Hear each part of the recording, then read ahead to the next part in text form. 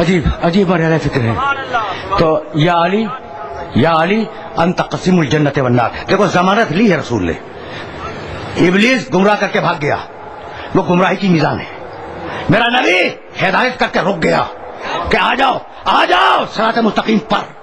اور اگر صراط مستقیم پر آ گئے تو میں ضامن ہوں تمہاری جنت کا. تمہیں اب حوالے کر دوں گا علی کے.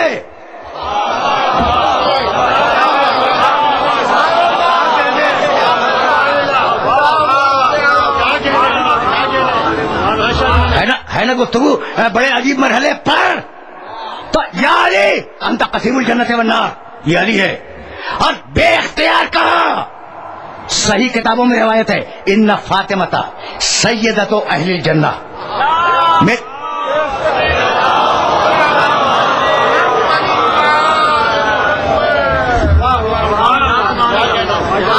دیکھو میری نگاہ میں جتنا احترام قرآن مجید کی آیتوں کا ہے، نہیں لفظ بدل دوں، میری نگاہ میں جتنی معنویت قرآن مجید کی آیتوں میں ہے اتنی ہی معنویت میرے نبی کی حدیثوں میں ہے.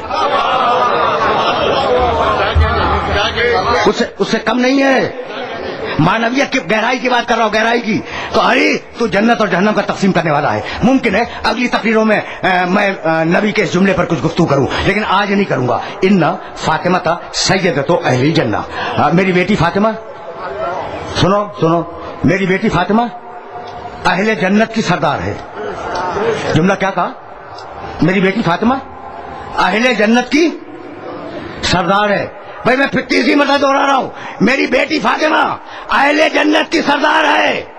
جانتے ہو محدثین نے روایت لکھ کے شرح کیا لکھی کہ جب قیامت ہو جائے گی اور لوگ جنت اور جہنم میں چلے جائیں گے تو اس وقت فاطمہ کی حیثیت جنت میں ملکہ اور سردار کی ہوگی.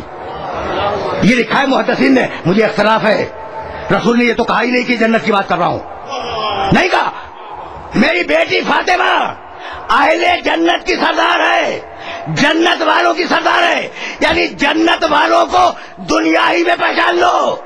جو فاطمہ کے پیچھے چلے وہ جنتی ہیں، جو منہ پھیر لے وہ جہنمی ہیں.